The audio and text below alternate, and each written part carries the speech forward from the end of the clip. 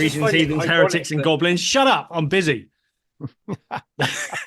Greetings, heathens, heretics, and goblins, and welcome to a very much a pen waving episode of Put In the the Abyss. fucking pen down. You've never written anything in your life.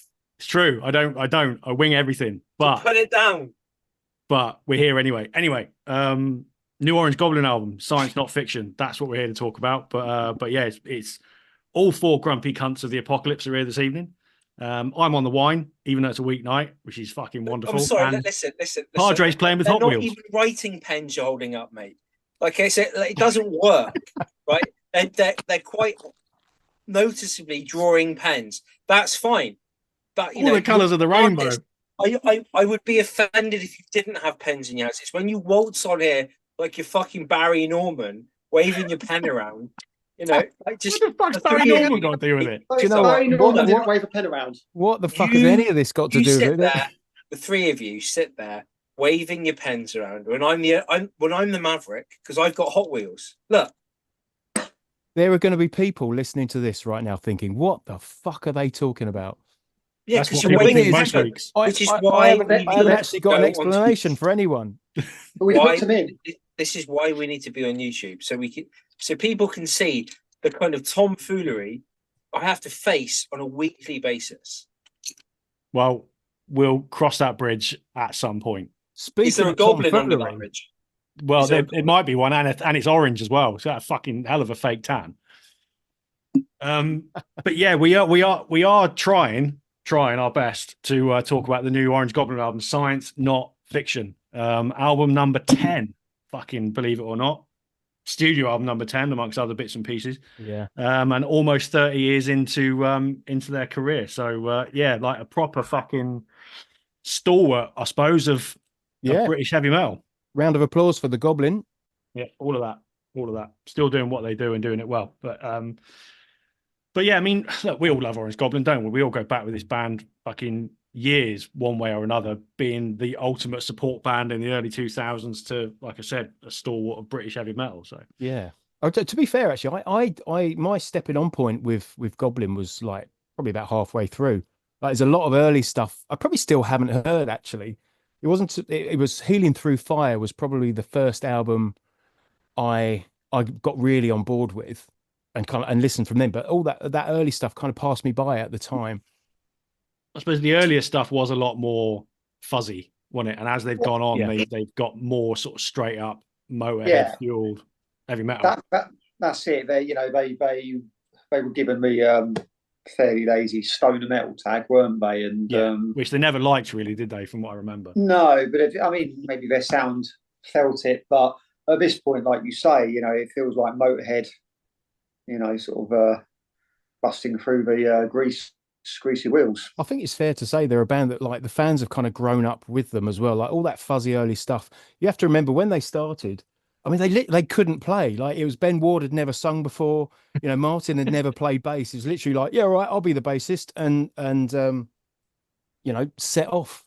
The great ship Orange Goblin set sail, and here we go. So there's been like kind of that development, and the way they've changed has been very, I guess, organic, but very real as well. It's, they've just learned how to play and got better and better and better over the 3 decades that they've been a band. Yes, fair point. Yeah, it's for me, it's quite pleasing because, as I said, obviously I dropped off the metal scene, as it were, keeping up with things for many years. So, seeing that they're still around and they've dropped to the first new album in, I think, 6 years, that is quite pleasing because they were around a lot back in the day when we went to gigs, and like I say, we saw them do their support slots and other bits and bobs.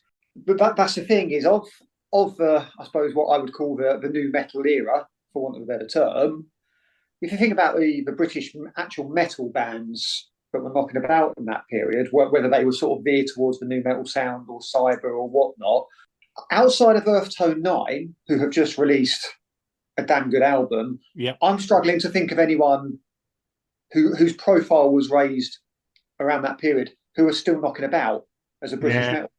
I suppose there's been a few reunions, and they're like Kill to This back together, and that, I suppose. But off the top of my head, I can't think of anything outside Earth Tone 9. But again, that was a reunion, wasn't it? It's not like they've sort of who else has been consistently there? No one, as far as not that I can recall anyway. Which is testament to them. I mean, you're right. Like the first 5 albums were released over 7 years, so they were quite prolific in the early days. It's only sort of recently that, you know, albums 2012, 14, 18, and like I said, 6 years later now. So, but there's obviously been some changes going on, isn't there?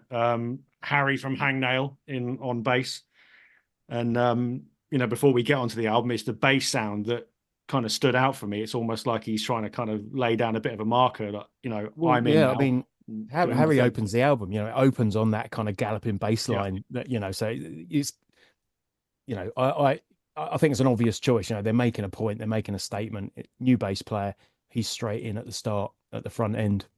Yeah, and I think it's a new label as well, isn't it? I think this is their first one for Peaceville, I think. Am I right in thinking that? Because they've obviously been on the likes of sort of Rise Above and that. Yeah, Candlelight. Candlelight as well. Yeah. You So, know, up to then. So That's it, brilliant. I love it. It's Peaceville and Candlelight is like they're just hanging out with the goths, aren't they? At this point. well, this is it. That's three legendary British heavy labels, really, isn't it? Rise Above, Candlelight, and Peaceville. They're like, you know, again, they are fully like part of the British metal furniture kind of thing. So, you know, it's almost like it goes full circle with this kind of thing. So, my I think Andy would probably be the same. It was the Big Black, wasn't it? That, and they were supporting the likes of Monster Magnet and Therapy and all that lot back in the day. It was that kind of era where. Yeah, I mean, I'd heard their stuff before then, but you know, it wasn't. I suppose it didn't really click with me. I didn't dislike it, but I was into other things. And I think it wasn't until we saw them. Yeah, it was basically Monster Magnet, the Astoria, and Therapy, think, Underworld. actually, and that was the same month in November 2000, wasn't it? So fucking hell, was it? It was. Yeah. Both within a couple of weeks of each other, and both times they were fucking brilliant. And it was like, heavy fucking metal. And actually, sorry, you mentioned Therapy there, but it's just, you know, the light bulb's just gone off there, like the other band that have just been around sort of consistently from Arnold to the Woods, you know, that have just stayed the course. Yeah, you could probably put Goblin in that same kind of bracket now. They've got that level of longevity. You know, Therapy are what, 4 years further into their career than Goblin are. So, you know, it's not really a million miles off. But they were always a good time band as well, weren't they? It was always about the booze. They were a proper fucking drinking band, and you know, going to see them was always a bit of a sesh. So there's a bit of a shift in that as well, isn't there, on this new album? So let's dip into it then, because you know that's kind of what we're here for. First impressions. I think first thing I thought, it's a love letter to. I mean, it's always a love letter to Motorhead. You have to acknowledge that. But I think this one, for me, there's a shit ton of Sabbath in there and some Thin Lizzy. You know, the fire at the center of the earth is mine. It's kind of got that. It's like Children of the Grave. You know, it's got this gallop to it, but there's these Thin Lizzy harmonies going on. It's so. And you know, we'll talk about it as we go on. But throughout the album, I kept thinking about like sort of Sabbath, Bloody Sabbath era. That's a lot with the production, but you know, there's a lot of that classic stuff in there. The first track is Send the Negative. I thought the middle eight was really good. I mean, but I can see where you're coming from with the Sabbath comparisons, but also like some of the guitar tones I thought were reminiscent of Corrosion of Conformity. Yeah, that's all in. That's a good shout. Yeah, it is. It's weighty without being, you know, unnecessarily heavy, because it's got a bit of a classic rock edge as well. So it just kind of definitely rumbles along nicely. And I think it's the first. Sorry, I've said this before, like, I mean, especially when we've talked with Dave from Metal City. It's just like I like the thing that attracted me was the songs have got a proper structure. Obviously, to be honest, I have to admit that I've known about Orange Goblin for years, and I've never really given them a chance for no other reason than you're lazy. Yeah, pretty much. But I think the biggest compliment I can pay this album is it's going to make me want to go back and listen to the stuff from the beginning, which it has. I've been listening to their first album today. There's a big shift from that first album to what they are now, though. You know, but that's fair enough. You know, but it's still, all of it's still Orange Goblin at a core. You still know that it's Orange Goblin. I think that's a great point. It's like it's reassuringly Orange Goblin, but there's some significant changes, you know. And Padre, to your point, I think there's sort of two things that came out for me straight away was the production and the arrangements. I think there's a lot going on there. There's stuff going on that we haven't heard before from Orange Goblin. Whether that's a lot to do with Mike Exeter, who's come on as a producer.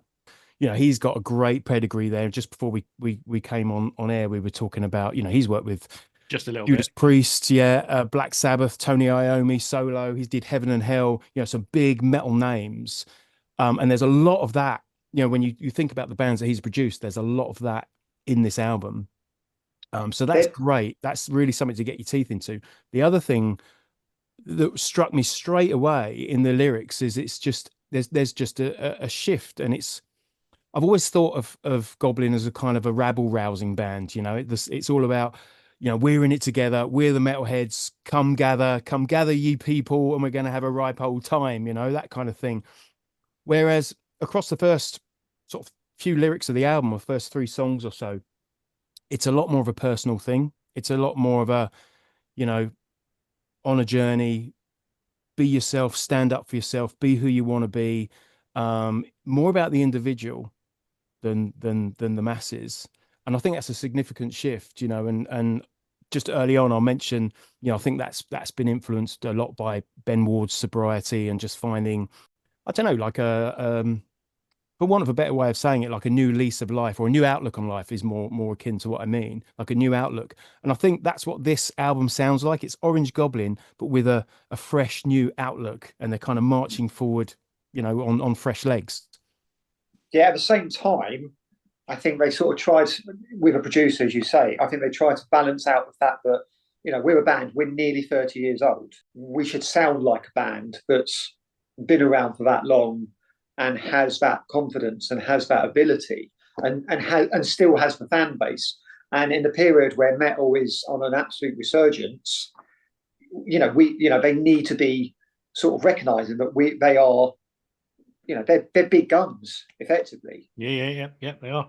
Yeah, and this album does reflect that. This is an album that sounds massively confident. It's they don't sound like a jobbing band.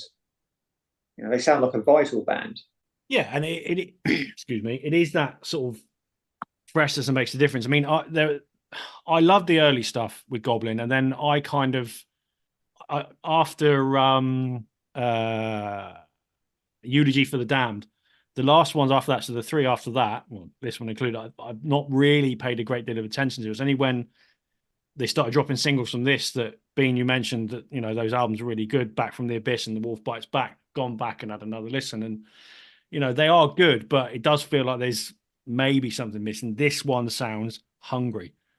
Yeah. They just feels like they're sort of gagging to get back out on stage and play it live and, give it the full beans that they always used to do.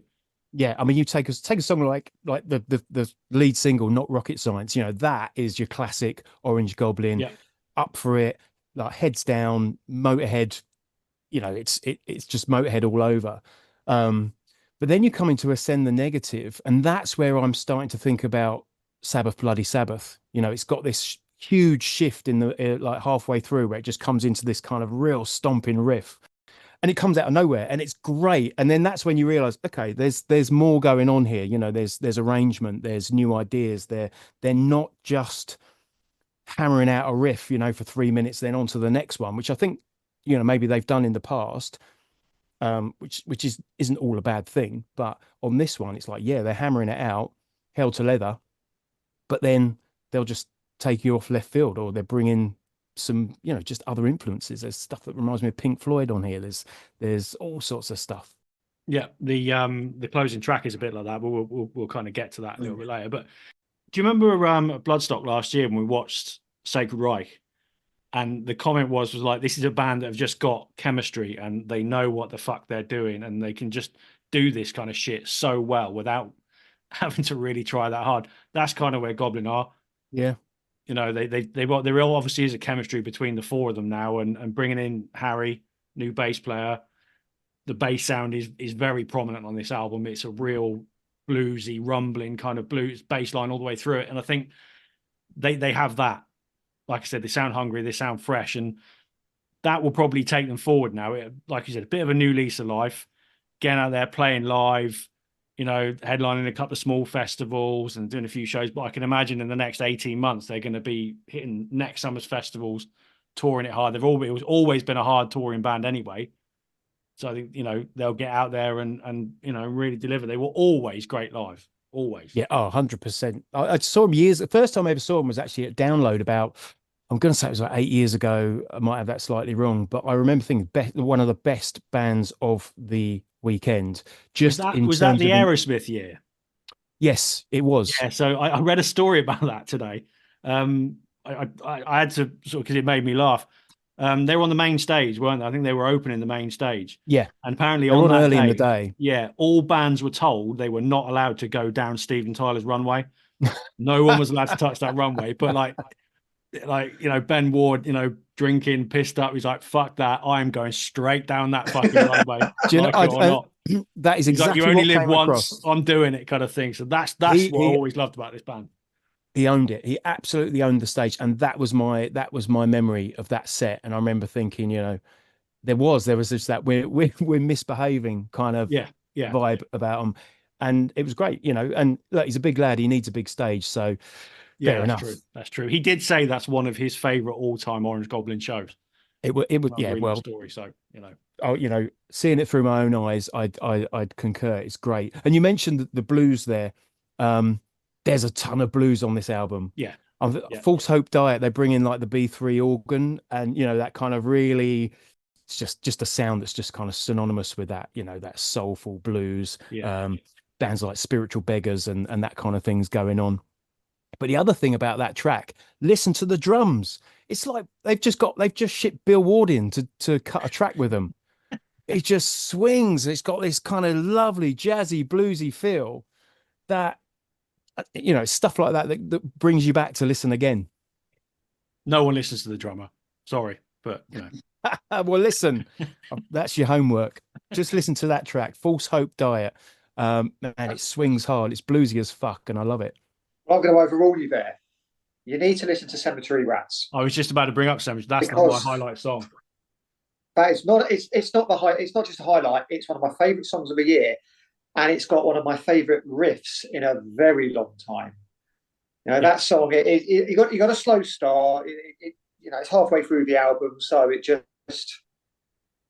goes a bit quiet for a bit. Slow build up, light guitar, a bit of doomy stuff going on, bit of atmosphere, and then of course when it kicks in, it's got this sort of, I can't even describe this staccato riff, this sort of almost this groove, and then I generally can't describe it. And it's a straightforward riff, but it's also original, and it just pushes the whole song sort of forward from that point with magnificent chorus. But yeah, what a riff! It's what they refer to as a great song. banger. I think because it starts off with the piano, doesn't it? It starts off quite mellow, and you know that riff kind of finishes it off. It's a big old build up, 6 minutes long kind of thing, and just after that piano though, you got the Geezer Butler style bass line. Probably where their bass is really standing out. That and the opening track properly sounds like Geezer Butler, and you know, that's always going to be a good thing. And just to go back to, you talked about the riff, you know, credit and kudos to Joe Hoare on this album, the guitar player. So you have to remember, Orange Goblin are a one guitar band. Yep, they are now. Right? Yeah. So now you listen to this record, there are riffs on there, but there's like melodic stuff going on. There's overdubs. There's all these great ideas. The solos are fantastic. So much texture, and it's all coming from one guy. Yeah. You know, because back in the day, they were a 2-guitar band, weren't they? We go back. Yeah. Which I was sort of quite surprised by. And I found, you know, I a good way into the album, I was just thinking, man, there's just so many ideas coming out on the guitar here. There's so much stuff, you know, and it's one of those things you'll go back, and the more you listen to it, I'm sure you're going to notice more and more things. So I just wanted to give a shout out to Joe, because I think he's done some incredible work on this record. You know, and it's like, as I said, they're a one guitar band, and there is so much stuff going on. I said this earlier this year. I think it was just after we saw Flamebearer for the first time, that for this kind of metal, single guitar works well. You don't need twin guitar attack with this kind of thing. You know, obviously it worked for Sabbath, so anything along those lines, it does always tend to work where you can just hear that guitar coming through it, you know, and it just, yeah, it's nice and upfront and yeah, real big part of the mix. But it'd be interesting actually to see what they do live, whether they do just hit this as a 4-piece or, you know, because as I said, I previously mentioned, they've got organs going on here. There's other guitar lines. I wonder if they're bringing some extra stuff. I guess time will tell. Are they at that point in their career now where they could bring in a keyboard player, extra guitar I was thinking, do all of that kind of that classic rock thing? I think that would work incredibly. They've got the songs and the sound that can work. Yeah. Yeah, there's nothing wrong with having a little bit of Hammond there, a little bit of Moog, you know, whatever they want to go with. It fits that sound. Yeah, I agree with. I think it could really work. You know, when you see bands like you went to see the Black Crowes, they're good for that kind of thing, and you know, a Springsteen or the Who, those sort of things, and they have all these extra peripheral musicians who just add in layers to the mix. You know, why couldn't they do something like that, especially on a bigger stage? Get it, the Underworld maybe not so much, but Margate Rock Festival, big stage, big space. Why yeah, I mean, and with as you say, with an anniversary coming up. Yeah. What? No, there's no better time, is there? You know, pull out the stops, get a few extras in. Right. Yeah. Any points on the album that you think are sort of a bit weaker? Anyone? I honestly don't think it does. I think it's consistently good. Yeah, consistent is the word. Yeah. This is the thing. For me, I'm not the kind of person to skip tracks. I generally always try and persevere with the whole album, even when I think it does get a bit weak. But for me, there's absolutely no skippable tracks on this album at the very least. I can say that. Yeah, I'd agree, but I would add that I think that definitely all the singles are up front.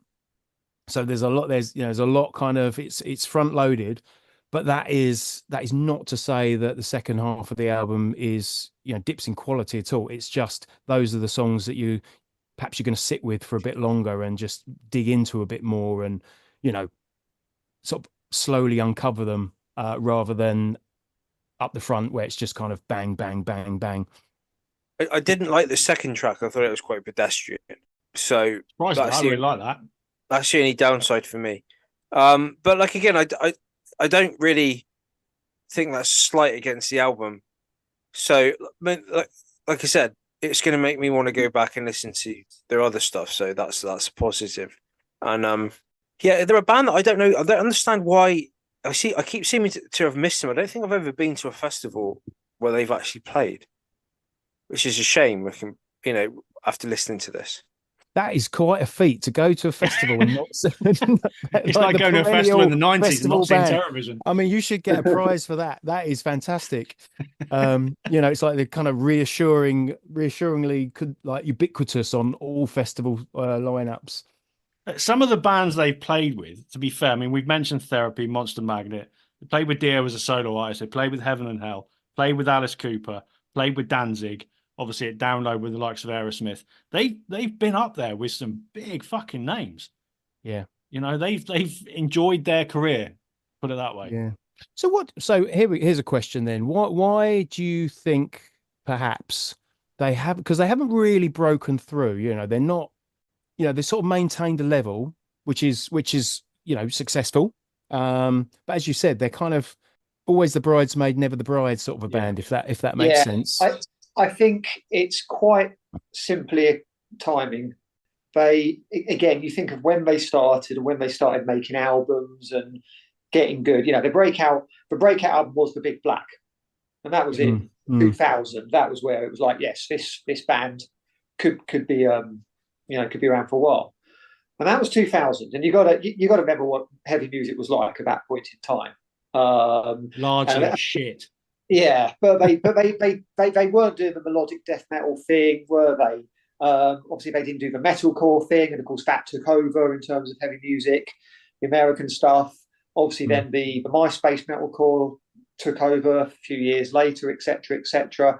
And I think what they did, and their style, despite being old school and maybe a little bit more in vogue during the 2000s, it was never bang on what people wanted as a mainstream demand. I think and this might be a bit cynical, I don't think after the Big Black they appeal to younger people. No, you're probably right. Right. Yeah, that's It would have been the shout. Saxon crowd, wouldn't it? You know what I mean? The music they're making, if that's the case from what the voice is saying, then the music that they were making around that time is very much similar to, you know, it's like it was like music for us, you know, the longest standing metal fans. And at that time we were like women in Victorian England, seen and not heard. You know, wish you were seen. No, we weren't, because it was all, you know, yeah, the record companies are like, oh, metal, that's going to make us some money. Oh, look, this band called Papa Roach or Crazy Town or whatever it is, and then the metalcore later on. And at the same, and you know, when we with the exception of like the really big headline acts, we were kind of getting overlooked in terms of like the way the bands were getting placed on festivals and stuff. I mean, so. When you go to Ozfest and fucking Cold Chamber are headlining the second stage, you're like, why? What is? And I think that's the thing. I think we went to Ozfest, Big Day Out, and some early Readings for Rock Days, and I don't recall them being there. In fact, I know a couple they weren't. But what they probably did in the late 90s as a younger band is they probably played things like the Bulldog Bash. Yeah, that's a fair point. Yeah. And as a result, did they ever pop up at like Grass Pop or Rock am Ring? Or they probably have done them in 2017. They did Ozfest in the States. Yeah, so they've definitely done Grass Pop. Yeah, they have done Grass Pop. Yeah, so they have been out there. You know, I believe they may have played the first ever Bloodstock as well in 2001, the indoor one. So you're right, that Bulldog Bash kind of crowd, that would make sense.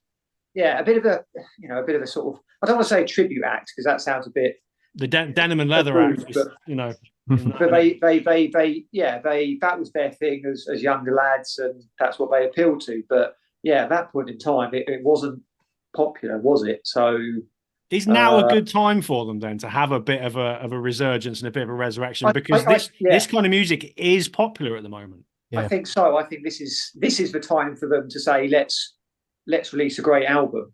Let's ride that wave. You know, I think I've just got a good feeling about this album. Right, so we've all heard it, and the quality's good, and I think a label like Peaceville behind them, and I think they're full of enthusiasm for promoting it. I've seen this album talked about a lot online. Yeah. And like the band themselves are doing a lot of press out there, putting themselves out. I've seen adverts, pre-orders, and the artwork's great, by the way. It keeps flashing up all across Instagram and all that kind of thing. I just think that this one's going to get a good push, and I think they've got the songs to back up that push. Yeah. So fingers crossed, they may do really well. I don't think it's a surprise that they I suppose Margate Rock Festival sold out after their announcement. Yeah, I know they've released more space, so it's not sold out again. But of course, that means that pushes them up to the bigger. Well, it's a new big stage on another indoor section. It's not the big 7,000 capacity one by any means, but it looks from the photos, it looks like quite a big room, to be fair. So yeah. I've not been in that one. I certainly don't recall it from my childhood. So, but that's a testament to them. I expect it was probably a very steady seller, and then get Orange Goblin on. That's it. Sold out. You know what you're going to get. Absolutely. And again, it's a Saturday. I know it's late October, but it's a beach. The old school will make a day trip of it. There'll certainly be. I'll spend Saturday morning hearing all the bikes coming down the main road just behind my house, as I do quite often down here. So yeah, and they do deserve it. But yeah, I suppose we want to see them do well and go on the next. Get them a decent support slot with a big act. You get them. I don't know, supporting. You can name any big act really. There's no reason why they couldn't. Maybe that's part of the problem, that they could almost spread too thin. There's so many different, like I said, the names I reeled off earlier, the kind of bands that they can play with. They need to follow a bit of a niche now. I don't know. But if you could probably nail them on for Desert Fest next year. Possibly, but again, if you get them supporting someone like, I don't know, Ghost, on the Yeah. next arena tour. Yeah. There's no reason why they can't do that. It's classic heavy metal. Yeah. They're gonna, and the Ghost fan base is wide. Yeah. Yeah. They'd have made a great support for Priest this I year. was thinking it. I was about to make Absolutely. exactly that point. Yeah, imagine that. That would have been worked, fantastic. yeah. Maybe that's it, but they were probably still busy with stuff and getting things Mm. over the line, and it just wasn't good time. Timing wasn't quite there, was it? But back to the album. I want to talk about the last song, or the last song of the main part of the album. There is a bonus track as well. End of Transmission. This is Virgin on prog. Certainly parts of it. And I was like, at first listen, I was like, oh, I'm not so sure about this. But the more and more I've listened to this album, the more this has grown on me, where it goes all a bit spacey and a bit melodic, but it ends like proper hard. And you classic Goblin. You say that it goes a bit spacey. They were a bit spacey back in the day. All the way back then. They had that kind of, off those first couple of albums, they had that kind of sort of, whacked it's out got a time traveling blues. Well, interestingly, the lyric of that track is about them, right? So it's about their career, it's about their longevity, it's about their history, it's about the last 30 years, where they've been, the journey they've been on, and where they're at now. So it's no surprise to me that it would include all of the influences that they've got under their belt. And they've just slammed it all into one track and just gone, this is us. This is completely us, from beginning to now. And to call it End of Transmission almost feels like, right, that's the past. This is now the future, and we've got plenty of life left in us. 30 years is fucking nothing in heavy metal. So, well, that's it. Or if not, if we never do anything again, this is our legacy. Yeah. To be fair, well, I hope that's not the case. No, it's not. But I think what it does, it brings us back to that point of like, this feels like a fresh start. It feels like this is either going to be the best way to end a career or the best way to relaunch it to the next level. It's definitely got some sort of energy around it that just feels significant, definitive almost. Well, the ultimate accolade then, is it a vinyl purchase? Yes. And one of the reasons for that is the gatefold vinyl includes an extra track. It does. Eye of the Minotaur, isn't it? Is that the one? Yes. Yeah. So I which is a cool little addition actually, and it's a great track. Double gatefold. I think if you order it from HMV, there's a signed version as well, which is the same price as the standard version. So while we don't necessarily want to big up HMV, that's still quite cool to have. Yeah, so we're just stating facts. Exactly. There are many other record stores available. But Voice of Reason, is it a vinyl purchase? At some point, Mr. I'm not buying any more vinyl this year. I'm not buying much vinyl this year. Yeah, I expect it will be a vinyl purchase at some point. Yeah, it's fucking right. That's it. Look, we recommend it. It's a fucking great album. I'm looking forward to hearing this stuff live in October when they play Margate. And you know what? We especially recommend it to our foreign listeners because, again, another British band that just hasn't ever been really grasped by, I think, places that should have grasped them. I think Australia is a strong place for them, and I think Japan is as well. So, and I can imagine there's probably parts of Central Europe that will be as well when you think of their sound. So, but yeah, everyone out there, go give them a listen and just break your fucking neck. It's just a great headbanging. Are you wearing a £45 AC/DC t-shirt? No. I am wearing a £15 bought off a bloke in the street AC/DC t-shirt because there's no fucking way I'm going to pay £45 for a t-shirt at a gig. So this is terrible. Look at this. I'm going to stand up so you can see it. Oh, it's quality. Like, it looks shit, but I was caught up in the moment.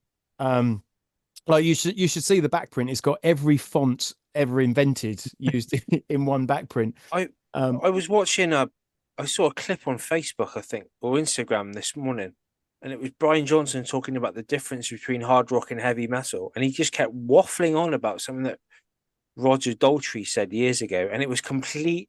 I don't even know when it was recorded. It wasn't recent. It was completely just incoherent. Like, I mean, the man can sing, but you're just like, he couldn't get a sentence out. I mean, and in the end, he waffled on for 5 minutes and didn't answer the question. I was like, firstly, what does it matter?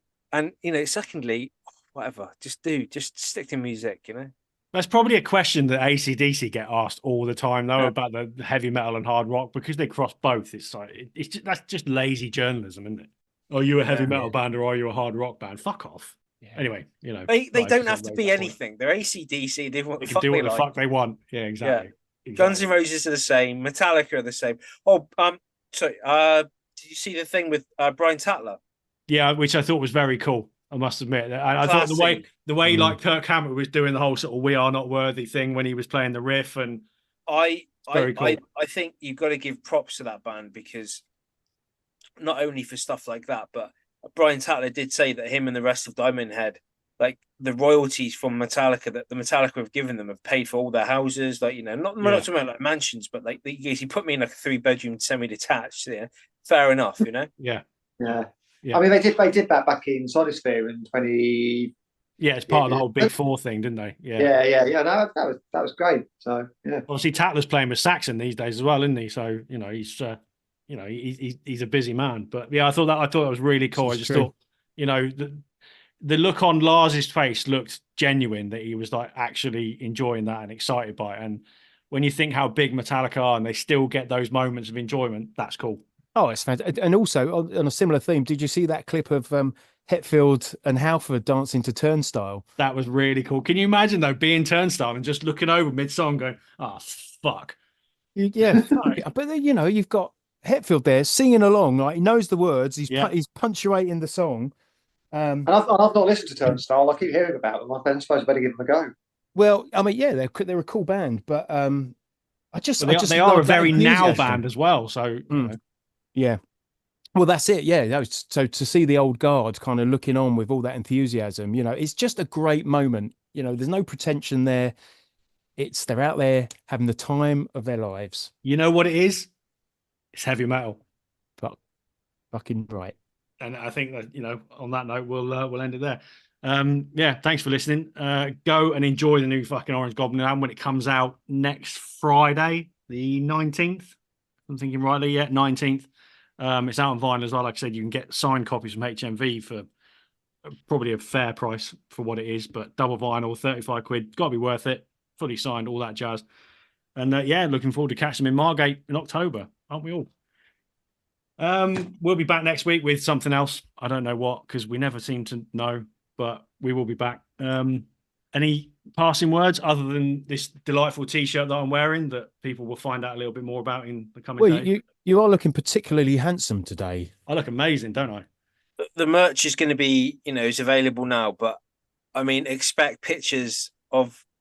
I'm gonna take some T-shirts back with me, pimp them out, get people to go out into the desert and wear in the Abyss merch. I'm going to send one back with the wife to Vietnam. I want a picture of an in the Abyss T-shirt in front of Ho Chi Minh's mausoleum in Hanoi. And then I want you to go out into the jungle and get a picture there. You know, fucking hell. That T-shirt's going to be more travelled than any of us. I am. I think, you know, when it's my birthday next year, I'm going to wear a T-shirt. It's going to be like Iron Maiden wearing their own T-shirts at gigs. Yeah, got to do it. Yeah, merch is available now. The web store link is in our is on all our socials and everything like that via our link tree. Go on there. It's, you know, good quality T-shirts, reasonably priced, ship over to most countries around the world, but all of it helps us do what we're doing and putting on the gigs and all the little bits and pieces we do. All of that helps. So please go spend your hard-earned money if you've got it. If you haven't, don't worry, just keep listening and we'll do the rest. But yeah, that's it. Thanks for listening. See you next week. Stay metal.